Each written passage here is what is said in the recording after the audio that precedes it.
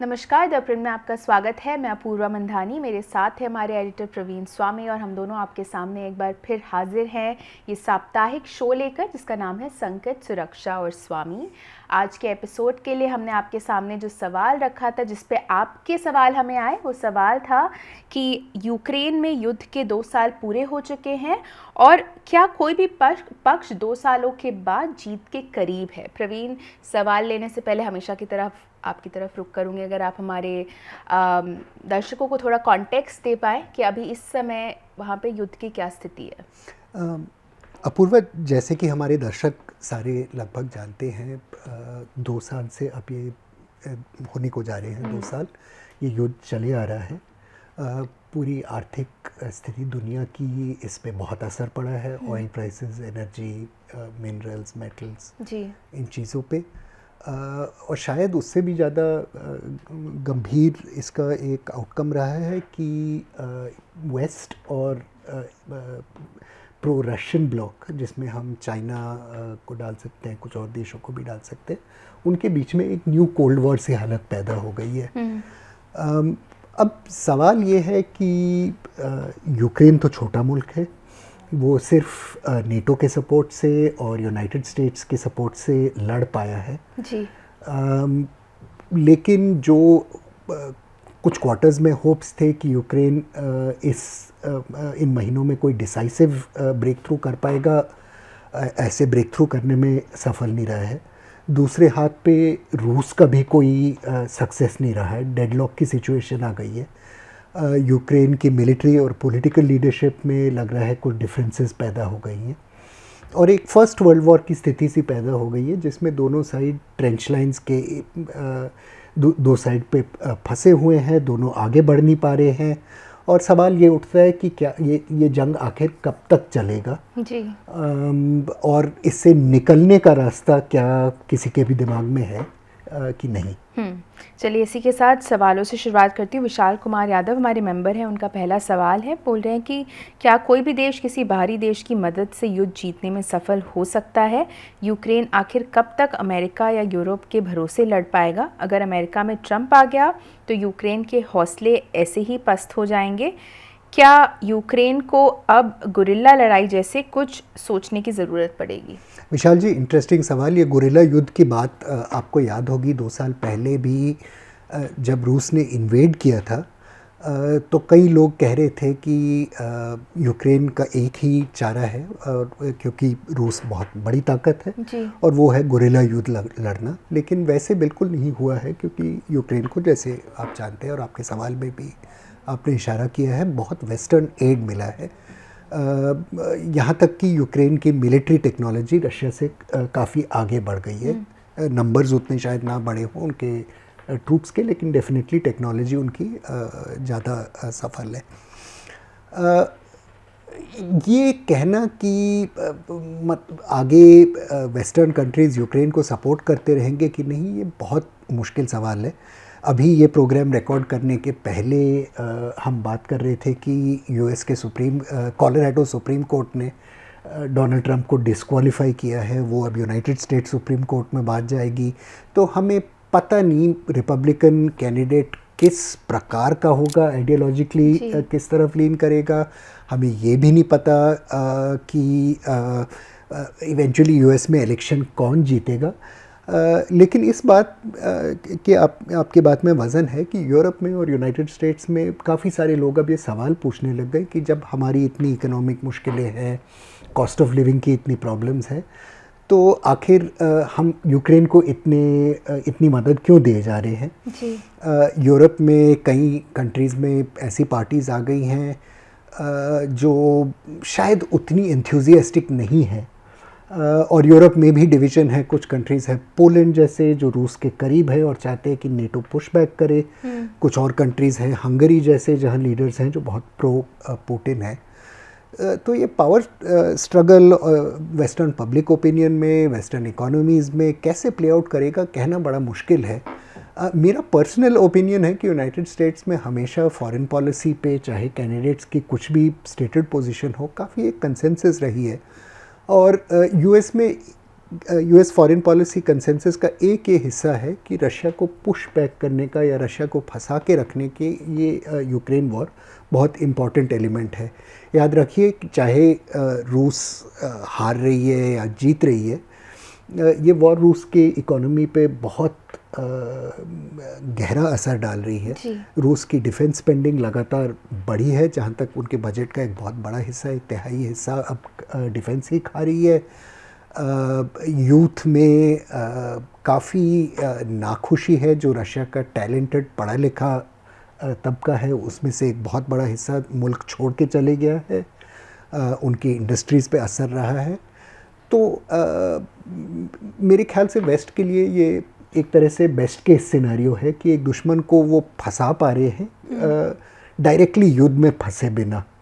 एक तरह से पाकिस्तान जो इंडिया के साथ करता था एक टाइम पे, वो ब्लीड इंडिया डॉक्ट्रिन उनका था कि टेररिस्ट को सपोर्ट देते थे, छुटपुट बॉम्ब ब्लास्ट करते थे, लेकिन उस लेवल के नीचे वायलेंस रखते थे कि इंडिया युद्ध ना करे और डायरेक्टली युद्ध ना करे। इसके पहले कई किस्से ऐसे रहे हैं।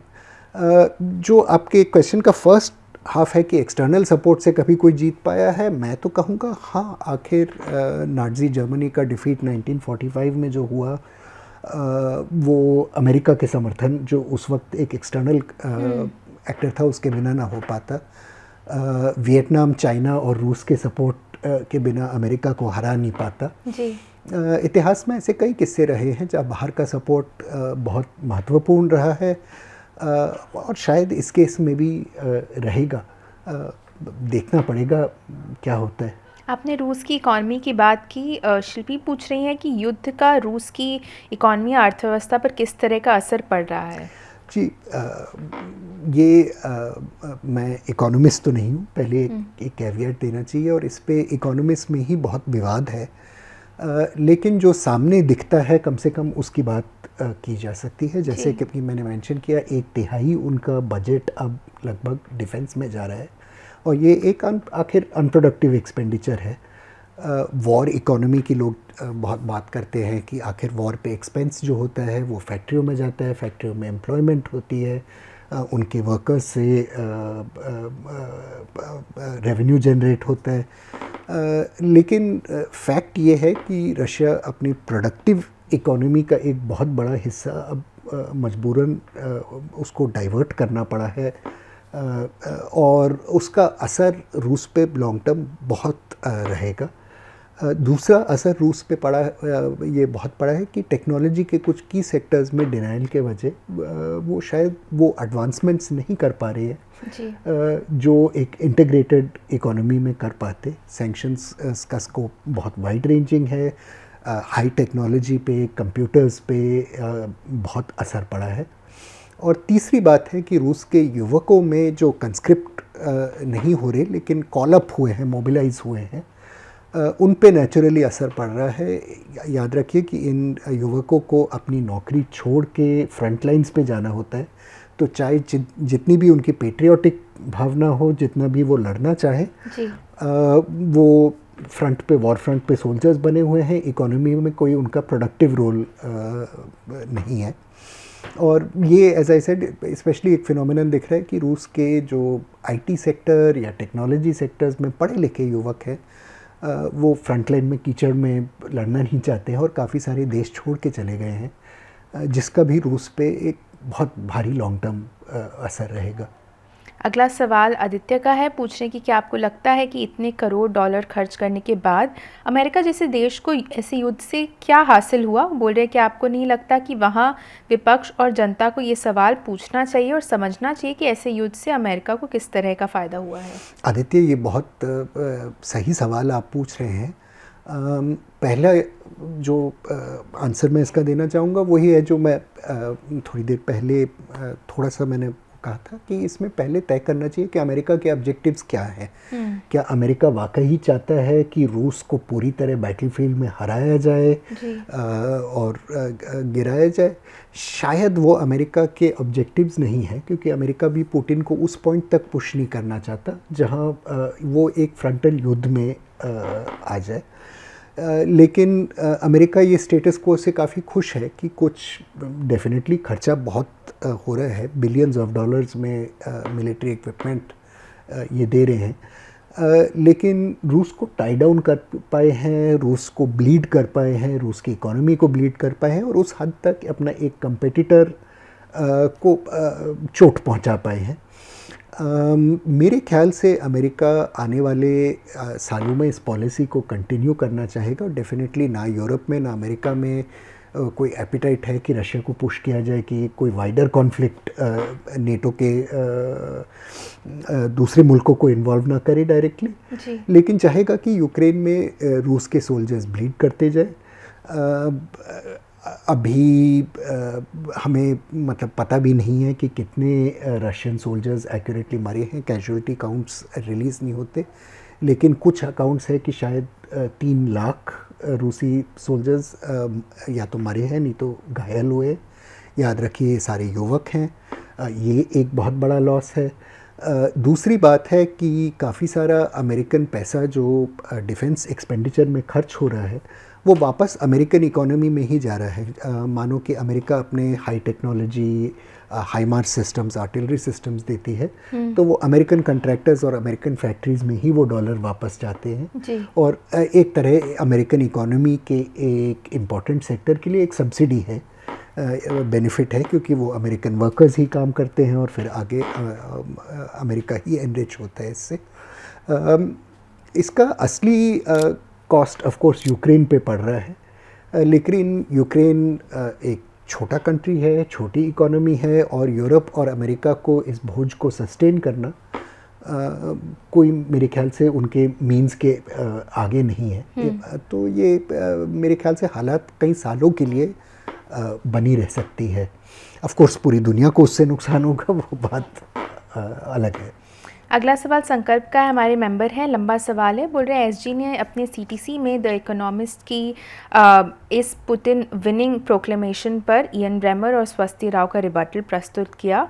अब कुछ चीज़ें कंसिडर करनी है, उन्होंने 6 पॉइंट्स हमें दिए हैं, उसको मैं फटाफट पढ़ती हूँ। बोल रहे हैं कि ईयू ने शायद अपनी सुरक्षा को गंभीरता से लिया है, लेकिन ये बातचीत को एक्शन में बदलने से बहुत दूर है। कुछ लोग तो यहाँ तक कहते हैं कि ईयू की ब्यूरोक्रेसी भारतीय बाबुओं को भी कड़ी टक्कर दे सकती है। बोल रहे ईयू के भीतर आंतरिक झगड़े सबको पता है और अनकंट्रोल्ड इमिग्रेशन इसकी राजनीतिक स्थिरता को खतरे में डाल रहा है। दूसरा, क्या नेटो सचमुच पुनर्जीवित हो गया है? बोले मुझे नहीं लगता कि ये कभी मरा था, न ही इसका वास्तव में कोई महत्व है। रूस या चीन का 30 नेटो देशों में से किसी के साथ कोई क्षेत्रीय शिकायत नहीं है। बाइडेन ने खुद कहा था कि युद्ध में अमेरिका के प्रवेश का अर्थ होगा, का मतलब होगा वर्ल्ड वॉर 3। रूस मैड से इंश्योर्ड है।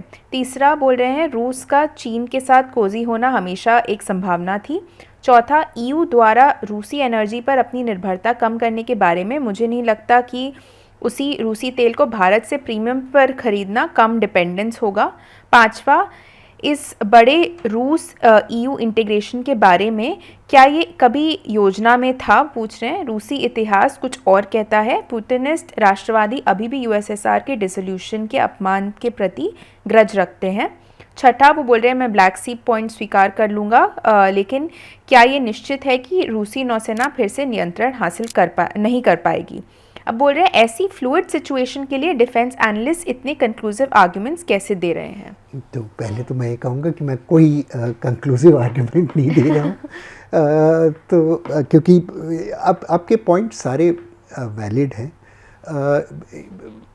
यूरोप की जहाँ तक बात है, यूरोप में बहुत सालों से चर्चा रही है कि क्या यूरोप को अपना डिफेंस एक्सपेंडिचर बढ़ाना चाहिए और क्या यूरोप को अपनी कोई यूरोपियन मिलिट्री या यूरोपियन फोर्स खड़ी करनी चाहिए जो यूरोप के इंटरेस्ट को परस्यू कर पाए। और इन डिबेट्स का कॉन्टेक्स्ट ये है कि यूरोप में 1950 से, आज की बात छोड़िए, एक स्केप्टिसिज्म रहा है कि अमेरिका यूरोप को बचाने के लिए किस हद तक जाएगा।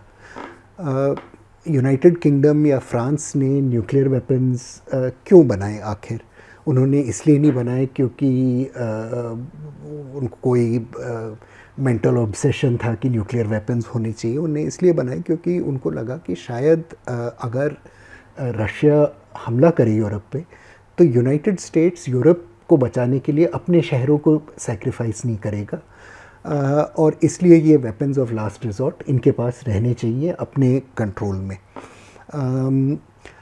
और अभी भी यूरोपियन पार्टीज़ में अगर आप पॉलिटिकल पार्टीज़ में देखेंगे तो जबकि डायरेक्टली ये बात कोई कहेगा नहीं, अंडरलाइंग ये कंसर्न रहता है कि रशिया एक यूरोपियन नेशंस के लिए ख़तरा है, यूनाइटेड स्टेट्स के लिए उतना डायरेक्ट ख़तरा नहीं है। आपने मैड की जिक्र की, म्यूचुअली अश्योर्ड डिस्ट्रक्शन।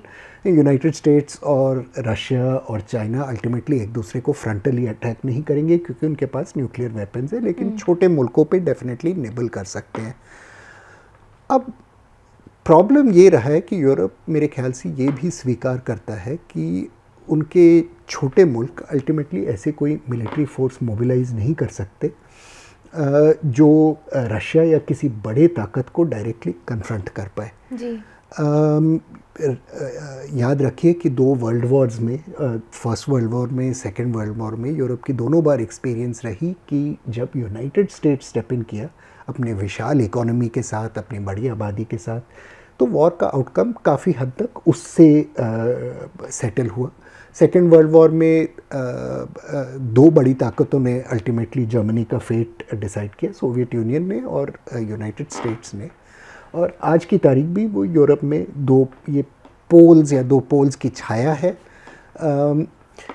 यूक्रेन इसलिए मेरे ख्याल से यूरोपियन डिफेंस डिबेट्स के लिए इम्पॉर्टेंट है कि यूक्रेन वॉर के बाद लगभग सारे यूरोपियन स्टेट्स अपने डिफेंस पे चाहे ना चाहे, ग्रजिंगली, रिलक्टेंटली अपना डिफेंस एक्सपेंडिचर बढ़ाया है जी। मेरे ख्याल से सारे यूरोपियन मुल्क समझते हैं कि एक यूरोपियन आर्मी या यूनाइटेड यूरोपियन फोर्स का कोई मतलब नहीं है जब नेटो जैसा ऑर्गेनाइजेशन है। और रियलिटी ये है कि यूनाइटेड स्टेट्स ही उनके अलायंस में या वेस्टर्न अलायंस में इतना बड़ा है कि सुरक्षा का एक प्रोवाइडर हो सकता है यूरोप के लिए। जहाँ तक इमिग्रेशन की बात है, यस डेफिनेटली यूरोप में ये एक बड़ा इशू बन रहा है,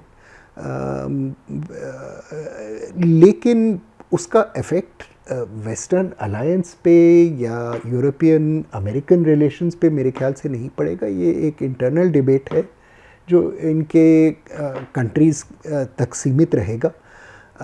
हंगरी की भी बात जहाँ देखें, जहाँ सबसे राइट विंग या प्रो पुतिन लीडर आए हैं, जबकि वो अड़ंगा मारते रहते हैं यूरोपीय की ब्यूरोक्रेसी की। आपने बिल्कुल सही बात की। बाय द वे, इनका बड़ा यूरोपियन यूनियन का अजीब रूल है कि बाई कंसेंसस उनको ऑपरेट करना पड़ता है। तो एक कंट्री भी जैसे हंगरी बाकी सब की पॉलिसीज़ या इच्छाओं को रोक दे सकता है, लेकिन हंगरी को भी देखे तो कोई वो यूरोपियन ब्लॉक से निकला नहीं है या यूरोपियन इकोनॉमी से अपने आप को कट ऑफ नहीं किया है। मेरे ख्याल से जबकि ये डिवीज़न रहेगा यूरोप की, ज़्यादातर अधिकांश right wing parties Russia China block के तरफ नहीं जाना चाहते। इटली में जहाँ एक राइट विंग प्राइम मिनिस्टर है, जॉर्जिया मेलोनी, जो इमिग्रेशन के इशू पे बहुत वोकल रही हैं, अगर उनकी पॉलिसीज़ को देखें तो इनफैक्ट इटली का चाइना के साथ जो रिश्ता था BRI, उससे निकलने की बात कर रही हैं, निकलने के पॉलिसीज़ इंस्टीट्यूट किए। और बाय एंड लार्ज यूरोप में ये कंसेंसस रहा है कि उनका फ्यूचर यूनाइटेड स्टेट्स के साथ ही है जी। डिफेंस एक्सपेंडिचर का हाँ उनको बोझ अपना बढ़ाना पड़ेगा, लेकिन उनका स्ट्रेटिजिक रिलेशनशिप रशिया के साथ, जो कोल्ड वॉर के बाद उम्मीदें थी कि रशिया धीरे धीरे एक यूरोपियन कम्युनिटी का हिस्सा बनेगा, वो एक्सेसिवली ऑप्टिमिस्टिक असेसमेंट थे। और एक अब यूरोपियन कंसेंसस बन गए कि रशिया को कंटेन करना या रशिया और चाइना को कंटेन करना उन्हीं की सुरक्षा के लिए बहुत आवश्यक है। प्रवीण, आज का आखिरी सवाल लूँगी। प्रकाश का सवाल है, बोल रहे हैं कि लगभग 2 साल हो गए युद्ध को और लाखों लोगों की जानें गई हैं, कई लोग घायल भी हुए हैं। क्या एक तरह से ये रूस के लिए फर्स्ट वर्ल्ड वॉर सी हालत हो गई है जहां एक जनरेशन ख़त्म हुए जा रहा है, और क्या इसका आने वाले चुनावों पर किसी तरह का असर पड़ेगा? बहुत इंटरेस्टिंग ये सवाल है। रूस में शायद हमारे कुछ दर्शक जानते होंगे अगले साल दोबारा चुनाव होने वाले हैं। प्रेसिडेंट व्लादिमीर पुतिन का वाइडली कहा जा रहा है कि वो दोबारा इस इलेक्शन में जीतेंगे। इस वजह नहीं शायद कि वो बहुत ज़्यादा पॉपुलर है, लेकिन इस वजह कि वो अपने ऑपोजिशन को लगभग ख़त्म कर पाए हैं। रशिया के जो बड़े ऑपोजिशन लीडर्स हैं लगभग या तो सारे जेल में हैं, नहीं तो मारे गए हैं। पुतिन के अपने जो अपोनेंट्स हैं वो मिस्टीरियस छलांगे मारे हैं ऊंची बिल्डिंग से, कोई बस के नीचे आ गए हैं, कोई जहाज़ में उड़ गए हैं। तो इस हालत में जहाँ ख़ासतौर से इंडिपेंडेंट मीडिया कोई नहीं रहा है, उसमें पब्लिक ओपिनियन गेज करना बहुत मुश्किल है। एक दो बहुत इंटरेस्टिंग आर्टिकल अभी रशियन ऑपोजिशन मीडिया में आए थे, जहाँ ये कहा गया कि एक थकान का माहौल पैदा हो गया है, जहाँ कोई समझता नहीं है कि पुतिन का सामना किया जा सकता है। लेकिन बिलो द सरफेस बहुत सारे रिजेंटमेंट्स बबल कर रहे हैं, पैदा हो रहे हैं। अभी प्रेसिडेंट व्लादिमीर पुतिन की एनुअल प्रेस कॉन्फ्रेंस थी, जहां वो दुनिया की मीडिया से मिलते हैं, और उसके पीछे जो स्क्रीन था उस पे जो सोशल मीडिया के सवाल आ रहे थे, बहुत सारे, कुछ वक्त के लिए कम से कम बहुत सार्कास्टिक कमेंट्स आने लग गए। कुछ ऑटोमेटिक फीड होगी जिसकी वजह वो वहाँ चले गए। ये याद रखना चाहिए कि फर्स्ट वर्ल्ड वॉर में ऐसी ही हालत में जब सालों साल के लिए युवक पीढ़ी ट्रेंचेस में फंसी पड़ी रही, लाखों लोग मरे, रूस में रेवोल्यूशन हो गया था और मोनार्की को गिरा के सोवियत यूनियन आ गया। उसके पहले किसी ने ये संभव नहीं समझा था कि रशियन मोनार्की गिराई जाएगी। सबको ये लगा कि जो ये रेबल्स हैं या ऑपोजिशन फिगर्स हैं, उनकी ये ताकत और ऑर्गेनाइजेशन नहीं है कि वो ऐसे विशाल मुल्क में अपना पोजीशन बना पाए। मैं ये नहीं कह रहा कि 1918 से हालत दोबारा एक रेवोल्यूशनरी सिचुएशन रूस में बनेगा। मेरा बस इतना ही कहना है कि कभी कभी ऑपोजिशन के करेंट्स जो होते हैं वो सामने नहीं आते जब तक विस्फोट नहीं होता है। तो हमें अज्यूम नहीं करना चाहिए कि कोई लीडर बहुत ताकतवर लग रहा हो तो यही सिचुएशन हमेशा के लिए रहेगी। ख़ास तौर से रूस जैसे मुल्क में, जहाँ ये युवक पीढ़ी गुर्बत को बहुत पीछे छोड़ गई है। सेकंड वर्ल्ड आप उनको कह सकते हैं हम, लेकिन डेफिनेटली अमेरिका नहीं है, लेकिन एक युवक पीढ़ी है जिसको कुछ प्रॉस्पेरिटी, कुछ अपॉर्चुनिटीज़ मिले थे, और एक रिजेंटमेंट उनमें पैदा हो रहा है कि अब आगे उम्मीदें उनकी जो हैं वो ख़त्म हो गई हैं।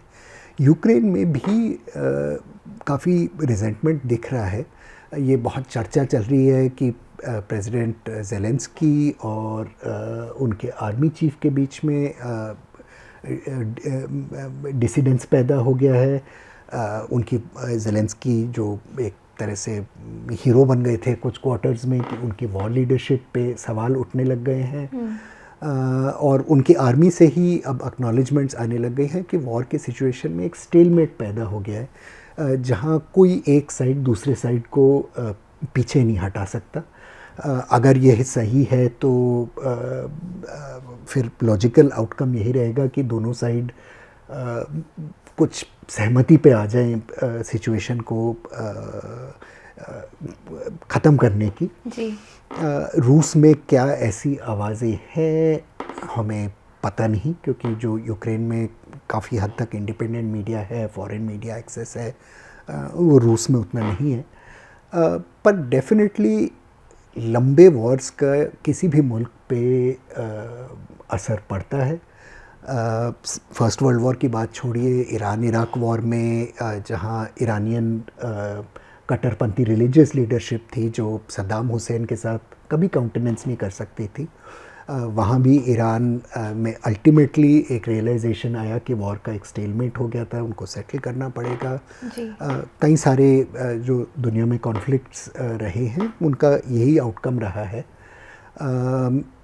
इस सिचुएशन में जहाँ जियोपॉलिटिक्स इन्वॉल्व है, दोनों पक्ष के एक तरह से एक्सटर्नल स्पॉन्सर है। चाइना रशिया की इकोनॉमी को काफ़ी हद तक प्रॉप अप कर रहा है। वेस्टर्न कंट्रीज़ यूक्रेन के आर्म फोर्सेस को प्रॉप अप कर रहे हैं।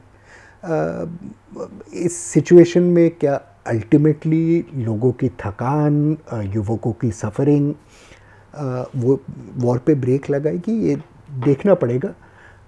2 साल शायद दुनिया के दूसरे जंग देखते हुए छोटा अरसा है, लेकिन डेफिनेटली अब हर सीजनल चेंज के साथ जब वॉर एस्केलेट होता है, आने वाला स्प्रिंग ऑफेंसिव्स का टाइम रहता है। ऑफेंसिव्स में सोल्जर्स बहुत मरते हैं, तो क्या लीडर्स पे प्रेशर रहेगा कुछ सेटलमेंट करने के लिए, ये देखना पड़ेगा।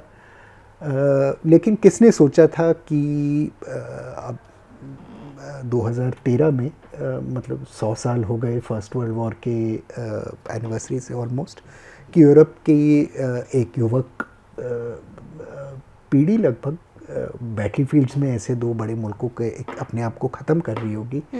ये हमने सोचा नहीं था, लेकिन हमारे सामने ये एक बहुत ही ट्रैजिक रियलिटी अनफोल्ड हो गई है। और शायद इससे हम सबक सकते हैं कि जंग में घुसना बहुत आसान है, निकलना शायद उतना आसान नहीं होता। चलिए, इसी के साथ हमारा आज का एपिसोड यहीं ख़त्म होता है। आशा करती हूँ आपको एपिसोड पसंद आया होगा। हमसे जुड़ने के लिए आप सभी का बहुत बहुत धन्यवाद।